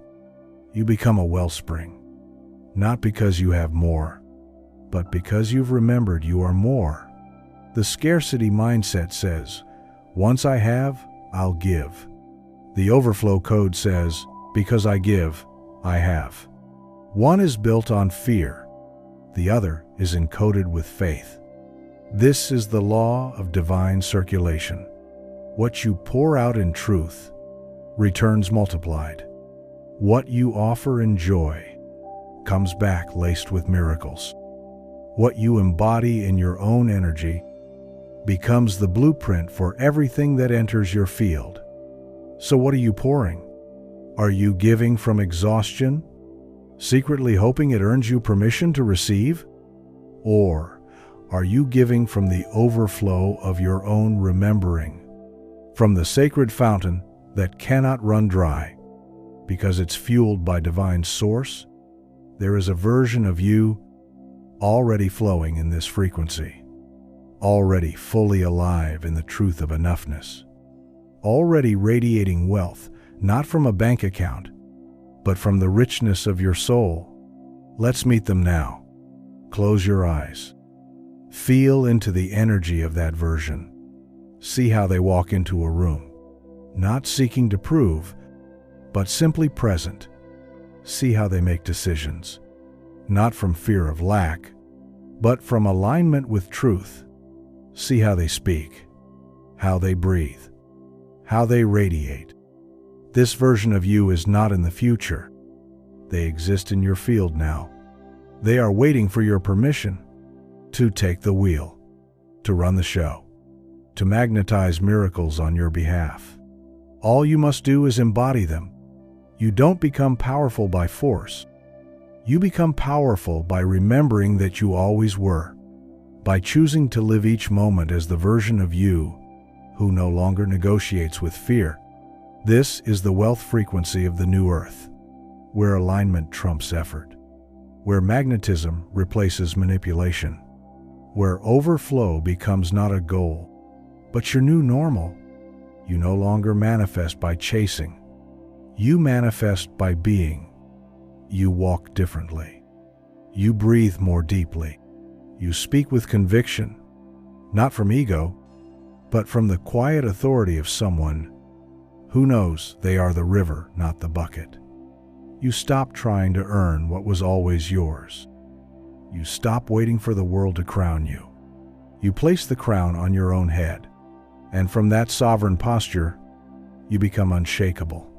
The sacred truth is, you are not just attracting money, you are embodying wealth itself, the vibration of certainty, generosity, clarity, joy. And from that space, how could money not find you? How could opportunities not chase you? How could life not bow in devotion to the one who has remembered that they are both the temple and the treasure?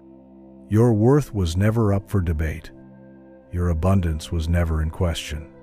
It was only ever waiting for you to say yes. So say it now. Say yes to the overflow. Say yes to the version of you who already lives in that temple. Say yes to being the source, not the seeker. Sacred practice. Stand before the mirror. Look deep into your eyes. Place your hands over your solar plexus, your seat of power, and declare, I am the source I once sought. I no longer chase wealth. I carry it. I no longer wait to receive. I overflow. I am the living embodiment of abundance, and I remember now, I was always enough. Breathe that in. Let it settle in your bones, and walk into your day from this new place, from this new frequency, from this sacred code of overflow that cannot be stolen, dimmed, or denied. The temple is open. You are the temple. The offering is you. Final chapter. The Temple of Overflow. Becoming the source you once sought. There comes a time in every seeker's journey when the question must shift. No longer, how do I get more? But, how do I become the source? No longer, who will give this to me? But, how do I awaken the part of me that has always had it? This moment, this chapter, this breath, is that time? You see, the deepest truth about wealth is this. You were never meant to live in pursuit. You were always meant to live in remembrance. Not to earn abundance, but to radiate it. You are the source you once sought. The well you thought lived in the world was always inside you, waiting for your awareness. To turn inward, to open the gate, to let the gold flow again. You were never here to compete for crumbs. You are the baker. You are the flour. You are the fire that makes the feast. And now, you are remembering. The sacred code of wealth was never about grabbing. It was always about becoming. Becoming aligned. Becoming clear. Becoming still enough to hear the whisper, I already am. The scarcity mindset says, when I finally have it, I'll feel it. The wealth frequency knows, when I feel it, I will have it. Your energy precedes your evidence. Your embodiment creates your outcomes. You are not the one who waits for miracles. You are the one who radiates them. Not from ego, but from truth. This final teaching is the beginning of everything. You are not here to get rich. You are here to remember you already are. Your wealth is not in the bank.